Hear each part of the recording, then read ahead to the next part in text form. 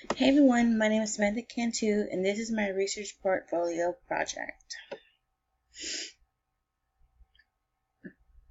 So I chose to study relationships between number of children and marital status because of my own personal background. I got married and had children pretty young. Currently I have 3 children, but I'm expecting my 4th baby in April. So this topic piques my interest because I feel like the more children I have with my husband, the more issues may arise in our marriage, such as financial strain and happiness. However, I didn't include those variables because I just wanted to know statistics on number of children and marital status. I know today's day and age, many people don't have many children, or they choose to wait till they're older to have children. So before I conducted my analysis, I did some research and found an article that's similar to my topic because this survey tested relationships between divorce risk and having children. This article was done in China and had multiple hypotheses. The article mentions there were 6 hypotheses pertaining to marital status before having children, number of children they have, age of children, gender of children, and environment. So the researcher took 25 different Chinese cities and conducted his study using sampling design. So based off the data from that survey, it showed that people who had children before marriage had the highest risk of divorce than those who got married and had children after. Couples with 3 or more children had the highest numbers of divorce than those who only had 2 or less children.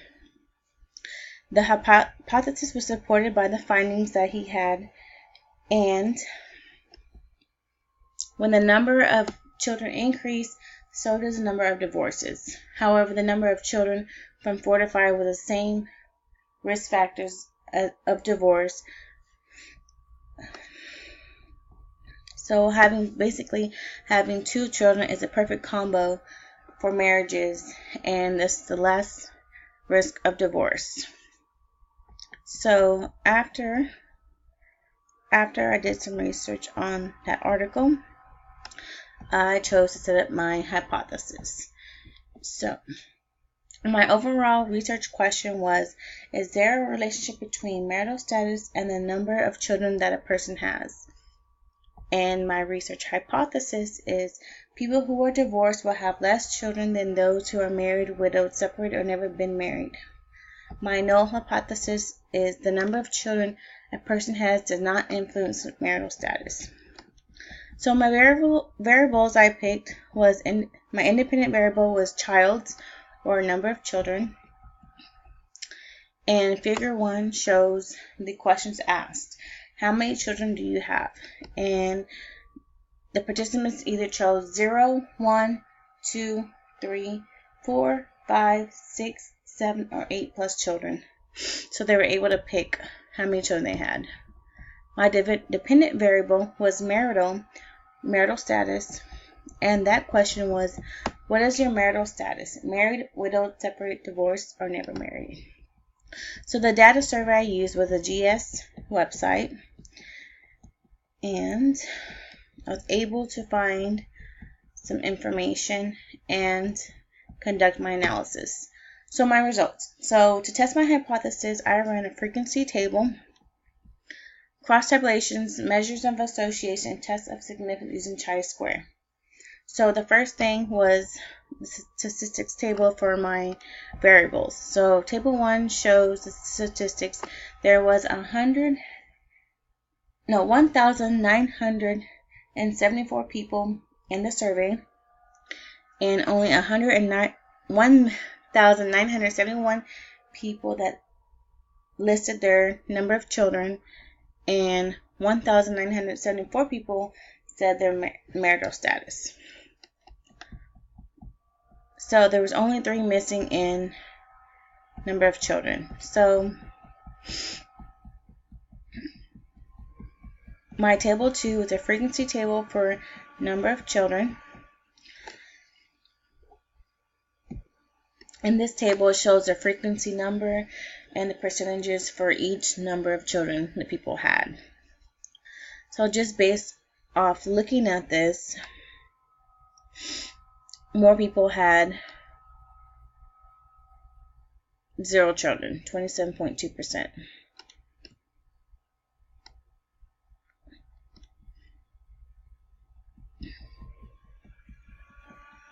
Okay, so my table number 3 is a frequency table for marital status, and just looking based off this table, more children were married that did the survey, 45.6%.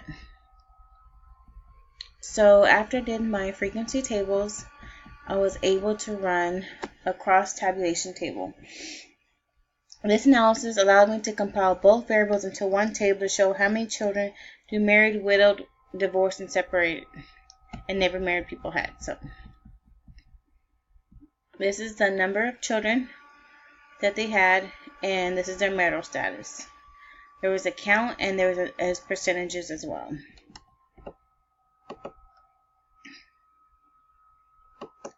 So looking at the table below shows the number and percentage of each marital status and how many children they have. Looking at the marital status, married, the highest percentage is 59.2%, which is 2 children. And the second highest is 3 children. And all these people had a marital status of married. So the marital status widowed had the highest percentage and 41.7% and 6 children. Divorce status had the highest percentage in 3 children at 20.9% and 20.4% and 1 child. So they had 3 or 1 child. So the lowest percentage was 0 children. Marital status separated had the highest percentage of 17.4% and 8+ children, and the lowest percentage in 0% and 7 children. So people who were never married had the highest percentage of 64.2% and 1 child, and the lowest percentage of 3.06 children. So more never married people had 1 child. Okay, so to see if there is a weak or strong relationship between my variables, I ran a correlation test. So since my variables are both nominal, I am going to run a cross-tab table with Kramer V value, and that value was 0.282 or 28.2%. And based off the association guidelines, they had a moderate association and worth making note of. So when looking at the Pearson R value, which is negative 0.342, and you square root it, which is 0.1169 or 12%. And that also had a moderate association worth making note of. So that tells me that I can keep going with my analysis. So I was able to test my hypothesis by using the 5 steps, which were step 1 is to write a hypothesis and the null hypothesis. And then step 2 is to identify and record level of significance. I chose 0.05. Step 3 is to choose and complete testing using SPSS. So I chose chi-squared because my independent variable is child, which is the ordinal variable, and my dependent variable is a nominal with 2 or more categories. So chi-squared was the best test for me. So step 4 is identify the number under sig 0.2 tail, and that was 0.000. And step 5 tells me if my null hypothesis is rejected, and it was, because my p-value, which is 0.000, is less than 0.05, which is my level of significance. So this tells me to reject my null hypothesis, and that was basically saying that there was no relationship. But since it's less and it's rejected, so that means there is possibly a relationship. So after running my chi-square analysis, I can reject the null hypothesis and move on. So since there's a moderate association, I'm able to look at my other statistics. So to look back at my cross tables, the number of children 0 had the highest percentage of 64.2% from never married people, following married people with 22.9% and the divorce with 8.4%. One child shows the highest percentage in married with 44.9% and the lowest percentage in separated with 4.0%. Two children had the highest percentage of 59.2% in married people and the lowest percentage in separated with 3.3%. Three children had the highest in 57.5% with married people and the lowest in separated with 4.3%. Four children had the highest percentage of 50.9% in married and lowest in separated with 3.6%. Five children had the highest of 50.0% married and lowest in separated 3.6%. Six children had the highest in married 51.5% and lowest in separated and never married with 3.0% in both status. Seven children had the highest in both married and widow with 41.7% and lowest in separated. 8 or more children had the highest percentage of 34.8% with the lowest and never married with 13.0%. So based off my results, there may have been a moderate association between the variables. However, my data did not prove my hypothesis was right. People who are divorced will have less children than those who are married, widowed, separated, never been married. However, divorced people in my study did not have less children than people who are widowed, separated, never married. So basically, my hypothesis wasn't right, but it wasn't wrong, because married people are still the highest percentage in all children categories. So that just tells me that even though people are divorced, they still have children, but married people have the most children. So that still kind of gives me hope, because me and my husband are married and we've been married for 6 years. So, that tells me that there might be other issues that could cause divorces. So my conclusion. Using the GSS website, I was able to run an analysis to help me understand my variables.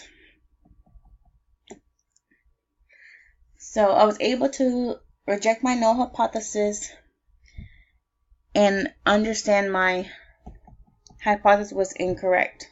So I should have done a little bit more research to figure out that divorced people would still have more children than widowed, never married people. So what surprised me about my survey was that never married people had the lowest amount of children, which that makes sense. But since our day and age, people don't want to get married now. And so I think I did a pretty good job understanding my hypothesis. Thank you.